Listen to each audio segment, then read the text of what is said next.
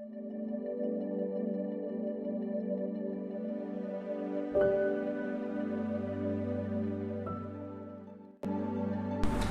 की ना फरमानी, ठीक है जी। सॉरी, यहाँ पर फरमानी, खुदा की ना फरमानी, गुनाह खुदा की ना फरमानी।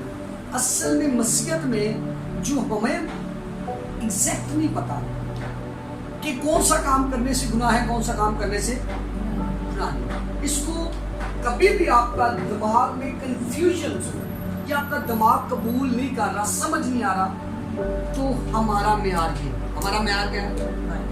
और बाइबल क्या कह रही है? हमारे एक छोटा सा दायरा लगाती है। वो कहते हैं शादी करनी इसके अंदर है, ठीक है, आपने रस्म रिवाज करनी बाइबल, जब इसको क्रॉस कर दिया तो गुनाह है। और गुनाह के लिए दूसरे जो इस्तिलाही लफ्ज इस्तेमाल हुए हैं वो है शरीयत का उलट, ये भी लफ्ज इस्तेमाल हुआ है, शरीयत का उलट।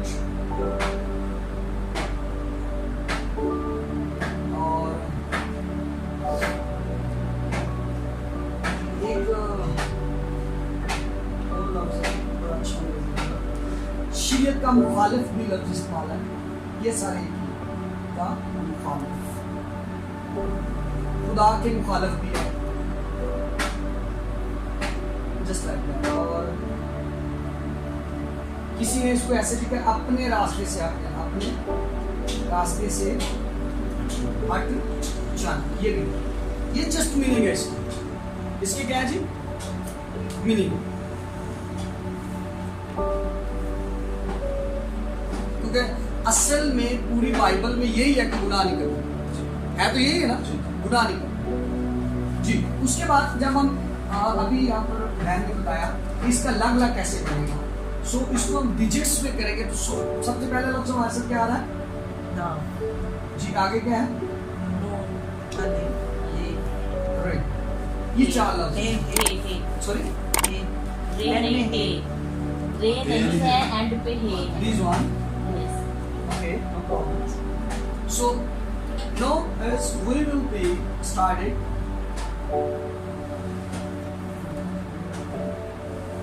इससे पहले कि हम इसमें आगे बढ़े, आपको मैं थोड़ा सवाल बताता हूँ, होता क्या है?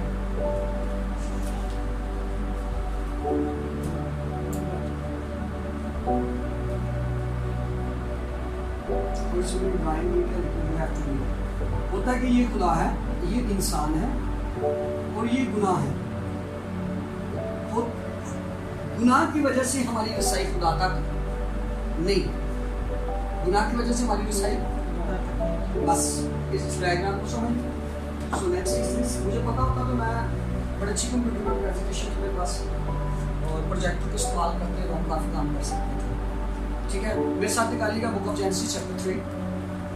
और सांप कुल दश्ती जानवरों से जिनको खुदा ने बनाया था चालाक था, और उसने औरत से कहा, क्या वाकई खुदा ने कहा है कि बाग के किसी दरख्त का फल तुम ना खाना? औरत ने यहाँ पर जरा आपने देखना है कि सांप औरत को मिसगाइड कर रहा है। क्या कर रहा है जी? मिसगाइड, जिसे हम गुमराह होना कहते हैं। इसी हवाले में पढ़ेंगे तो औरत ने कहा है कि बाग के बीज का दरख्त जो है उसके खाने से कहा है कि तूने इसको प्लीज कह रहा है नहीं, ये क्या बात कर रही हो, ऐसा तो होगा नहीं, बल्कि क्या कहा है कि जब तुम खाओगे तुम्हारी आंखें खुल जाएंगी। इनफैक्ट इतने सारे वाक्य में प्रॉब्लम कहां पे हुई? प्रॉब्लम ये हुई उनको जो रास्ता मिला था वो अपने उस ट्रैप से, यानी ये देखिए आदम और हवा यहाँ पे, उनको कहा था आपने इधर रहना, इब्लीस यहाँ पर आया, उनको इधर ले गया अपने रास्ते से। मैंने कहा था कि इसका ये भी मीनिंग है अपने रास्ते से हट जाना। एक्चुअली वो अपने रास्ते से क्या हो गया? हट गया। क्या हुआ? इब्लीस, ये फर्क बात, असल में वो अपने गुमराह हो गए। गुमराह के लिए और ट्रांसलेशन बताया ताकि जिनको नहीं भी पता उनको और समझ आए। भटक गए, खो गए, बिल्कुल ठीक, भटक गए, खो गए। और यहाँ शैतान के बहकावे में आ गए। खुदा ने आज यही इंसान है, कहते हैं खुदा का कलाम कहता है दुआ करनी, लेकिन वो शैतान के मुकाम में दुआ नहीं करते। फिर कहते हैं हमने मोहब्बत रखी, मोहब्बत नहीं। बहुत सी बातें हैं जो आज बाइबल मुकद्दस के मुताबिक नहीं हो रही, गुमराह। ठीक है जी, इसके बारे में और बात करनी है। लॉट ऑफ थिंग्स मैं बहुत ज्यादा बता सकता हूँ, लेकिन चूंकि मैं चाहता हूँ मखसूस टाइम में हमें अलग हो जाना। क्या है अलग? इसी इंग्लिश का जो लफ्ज होगा सेपरेट, क्या होगा? आप सब में मैं अलग प्लेस पे खड़ा हूँ, मैं क्या हूँ जी? अब लेकिन जब बागे अदन का आप वाक्य को कोट करते हैं तो बाइबल में लिखा हुआ है कि खुदा ठंडे वक्त में आदम से बात करता था। खुदा ठंडे वक्त में आदम से बात करता था। गुनाह जो है, खुदा पाक है और खुदा नापाकी को पसंद नहीं करता। जैसे ही गुनाह उनकी जिंदगी में आया तो जुदाई। आपको पता है बाइबल में लिखा है कि जिस रोज तूने खाया उस रोज तू मरा। अगर आप बाइबल को पढ़े, मरा तो वो है एक्चुअली वाकया ही वो जिस्मानी मरा नहीं था, रूहानी तौर पर वहां पर मौत से मुराद जुदा हो जाना। वो क्या हो गया? खुदा से क्या हो गया? लग हो गया। खुदा से क्या हो गया? इसके बाद नंगा। क्या है? नंगा। नंगे के लिए दूसरा लफ्ज बरहाना भी इस्तेमाल हो सकता है, ठीक है, लेकिन चूंकि हम अपने उसके मुताबिक रहते हैं। नंगा। जैसे ही आदम और हवा ने गुनाह किया तो उसकी आंखें खुल गई। उन्होंने अपने आप को नंगा देखा ऐसे। और फिर लिखा है अंजीर के पत्तों की लुंगियां सी, ऐसे अंजीर के पत्तों की लुंगियां उन्होंने अपने मखसूस अज़ा को ढांका, ऐसे जी। लेकिन गुनाह से पहले ऐसा नहीं। इसका मतलब ये है कि पहले वो रूहानी जिंदा थे, फिर वो जिस्मानी जिंदा, ऐसे जो बाइबल बता रही है। अब ओ फॉर इसके लफ्ज हैं हमेशगी। क्या है? हमेशगी फॉर कंटिन्यूअसली। जब एक गुनाह होता है तो फिर वो कंटिन्यूअसली गुनाहगार चलते रहता है। मिसाल मैं दे रहा हूँ, शराब पीने वाले लड़के बैठे हैं और किसी दोस्त को जबरदस्ती शराब पिला दी जाए तो वो शराब एक दफा ही पिएगा, सिर्फ चलता रहेगा ना। कोई और गुनाह आप साफ लगा लें, उसको उस चीज की लत चढ़ी और ये कंटिन्यूअसली रहता है, ठीक है। और मजेदारी की बात देखिए, आदम खुदा के जुदा होने के बाद कहीं नहीं लिखा कि उसने माफी मांगी। ये लिखा है बाइबल में। लग भी रहा, मेहनत मुशक्कत भी ली। और अगर हम इसको थोड़ा सा सर्वे करें तो गुनाह के नुकसान क्या थे बाग़ अदन में जी?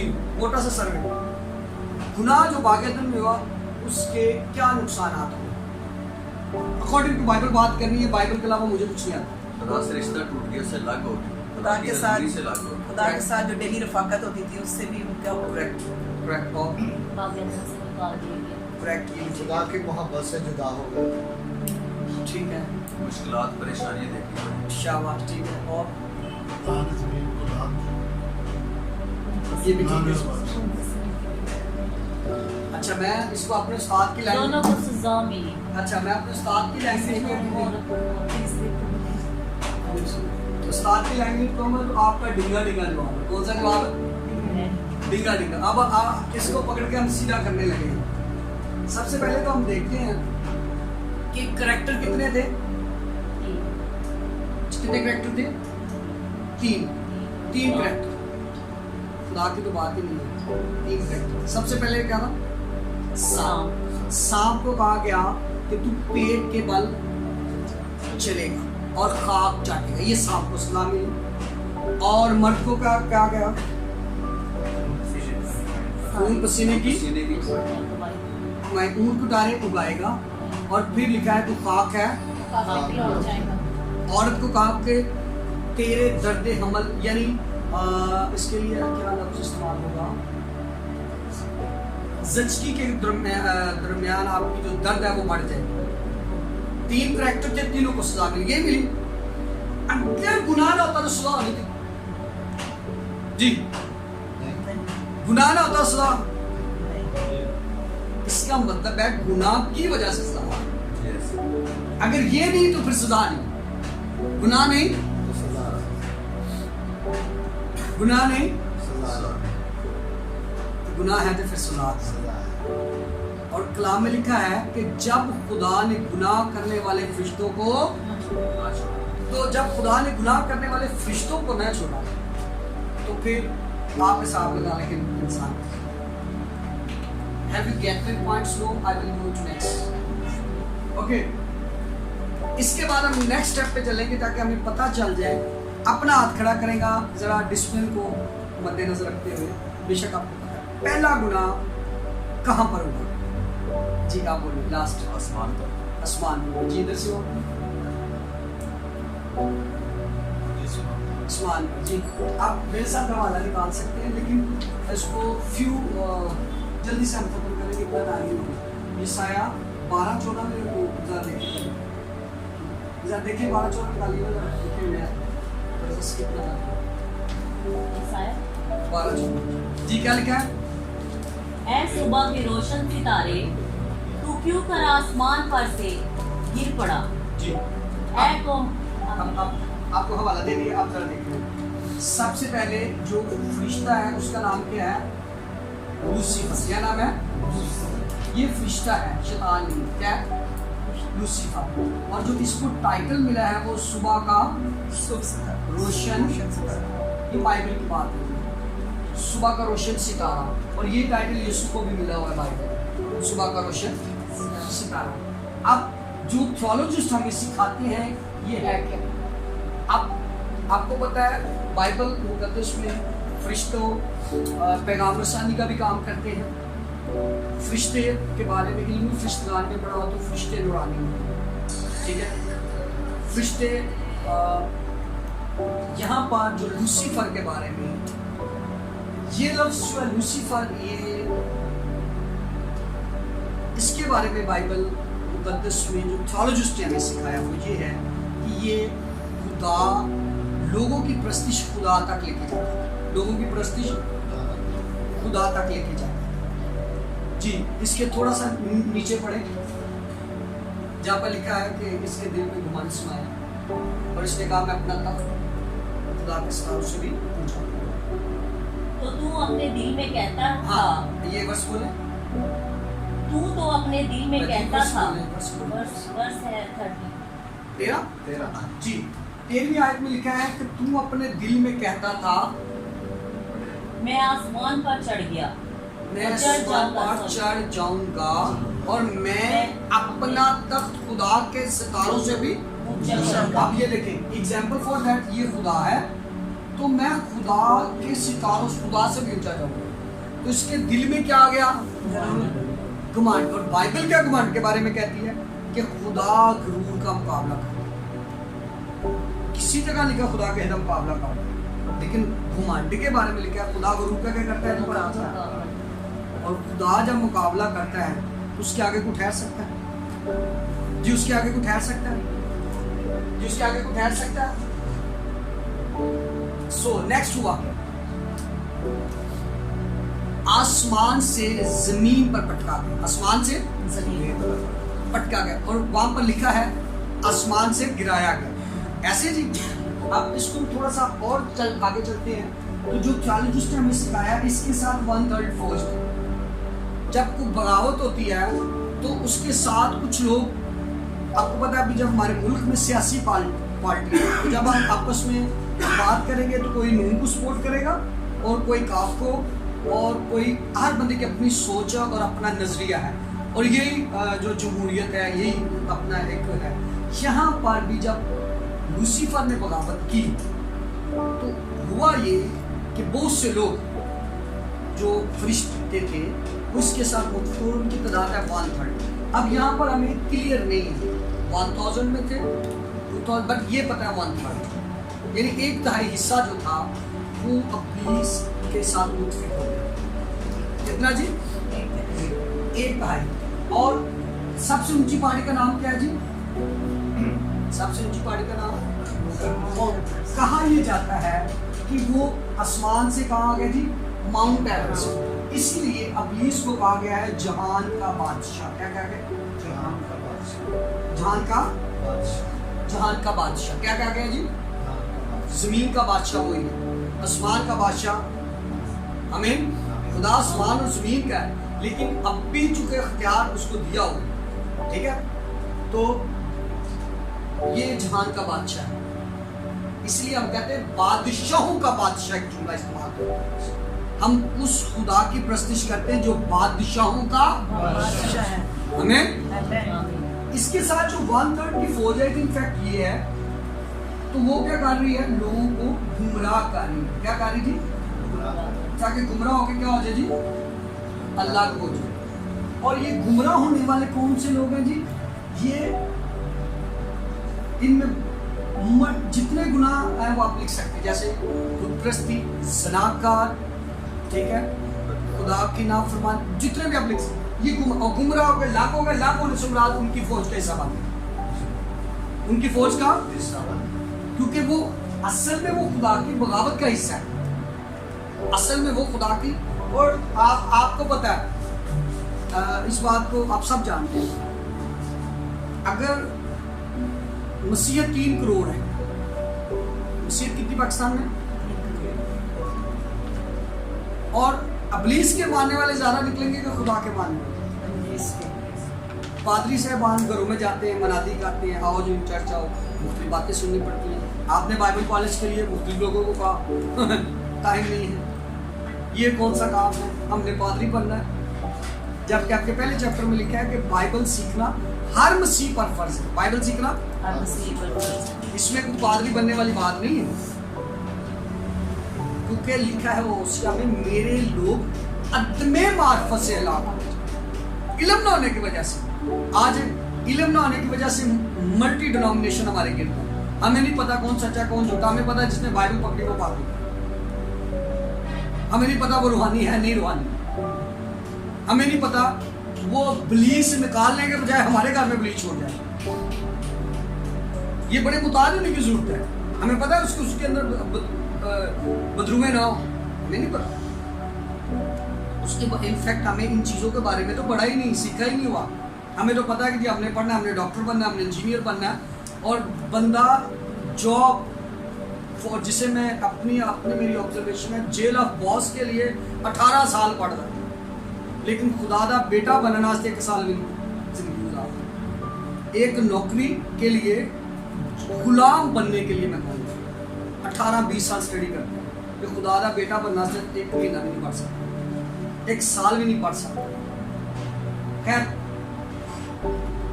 जैसे ही वो आसमान से गिराए गए, तो वो यहाँ पर मैंने उसका नाम क्या बोला था? ये क्या है? फरिश्ते को लानत में कन्वर्ट हो गया। क्या हो गया? बरहाम बरकत में कन्वर्ट हुआ, इब्राहिम। साउल बरकत में कन्वर्ट हुआ, साई बरकत में कन्वर्ट हुई, साया।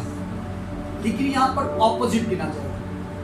लूसीफर लानत में कन्वर्ट हुआ, तो उसके लिए जो अल्फाज इस्तेमाल हुए हैं, शैतान, इब्लीस और शरीर, और कोई लफ्ज़ है बोले? हाँ? नहीं, that's it. पुराना साथ और कोई अभी बोलते मैं क्लियर भी कर दूंगा साथ। शैतान के लिए जो बिब्लिकली टर्म्स इस्तेमाल हुई है वो है दुश्मन। क्या है? दुश्मन। क्या है? दुश्मन। क्या है जी? इब्लीस के लिए जो टर्म्स इस्तेमाल हुई वो है मुखालिफ। और शरीर के लिए शरारत करने वाला। क्या है? आप देखें तब से लेकर आज तक ये अपनी क्राइटेरिया पे पूरा उतर रहा है। क्राइटेरिया पूरा इसका क्राइटेरिया पूरा। इसका क्राइटेरिया, वो अपने काम में परफेक्ट है कि नहीं? परफेक्ट। हर बंदे, अच्छा मैंने एक वैसी सर्वे किया, इस बंदे का मसला इसकी एज, उसकी जॉब, उसके गिर्द उसको उसने घुमाया। इसका मसला इसकी एज, तलीम के गिर्द उसको परेशान किया। इस बंदे का मसला इसकी एज, उस बच्चे का मसला जो है उसके गिर्द, इसका मतलब इब्लीस ने किसी को फ्री नहीं रहने दिया। यहाँ पर अगर हम अपने अपने मसाइल की बात करें, कोई भी ऐसा नहीं होगा कि I am very happy, oh I have some problems, little problem, big problem, but problem। साल मुख्तलिफ एज में मुख्तलिफ प्रॉब्लम्स होते हैं, ठीक है? तो प्रॉब्लम में है, लेकिन यीशु ने एक ही बात की, अपनी सारी अपनी सारी फिक्रें, क्योंकि मुझे तुम्हारी फिक्र है। असी कहने यीशु सी तू रहा उठे तो सानू अपनी अपनी फिक्र। ये बात दुरुस्त है कि नहीं? यस। हम यीशु को अपनी फिक्र नहीं देते, बल्कि हम अपनी फिक्र खुद करते हैं। सो इब्लीस, मुखालिफ और शार, जहां तक आपने कोई बात पूछनी है तो पूछ लें। तक हमारा चैनल सब्सक्राइब नहीं किया तो अभी सब्सक्राइब करें और बेल आइकॉन को क्लिक करके हमारी लेटेस्ट वीडियोस के बारे में अपडेट जानें।